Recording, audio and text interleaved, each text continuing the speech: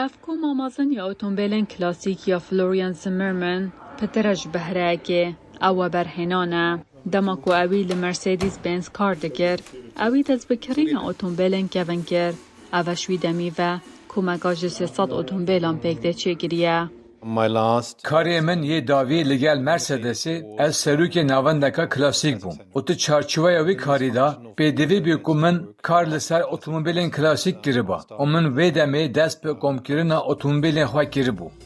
لسرانسری جیهانه سالانه میلیاران دلار لاتومبیلن کلاسیک دن خرج کرن ده پلکا و برهنانه یا به سرمیانا بردیل دا لسال 2022 اتومبیلکا جوره مرسیدیس بنز 300 SLR ایولون هاو کوپی قوت گریده و بو سال 1955 به 135 میلیون یورو آنکو 149 میلیون دلاران هات فروتن که بهاترین اتومبیل جیهان داده تفروتن دماوی 10 سالن داویه دا بهای اتومبیل گوین برای 185 سال زیده بویه جهاورکن گران بهاین وکی شراب دمجمر و کارن هنری گل رجا دوام تیم پشتی ویسکین بمیناک اوجی لگوری راپور دا دولمندیا نایت فانک یا 2023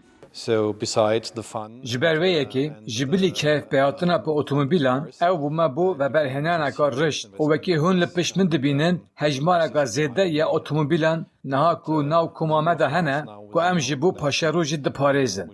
لی اف کار نبوان کسانه ین کو دوباره دارای دا ندویرکن زمرمن ده بیجی ده چونن کمکرن اتومبیلان جوانجی کریا هلگردن آوان و بیمه چید 20 سالانه بسانهی بگهیده 6 ساده جبهای وی. لو ما هندی ویوتر ده چه بزحمتر ده با کمرو مکانیزماین گنجاو ببینه. داکو وان اتومبیلان زندی بهیله. اتوبیت هون گلک دروان بمزقینن داکو وان و همه اتومبیلان دراوشکا کارکرنه دا بهیله.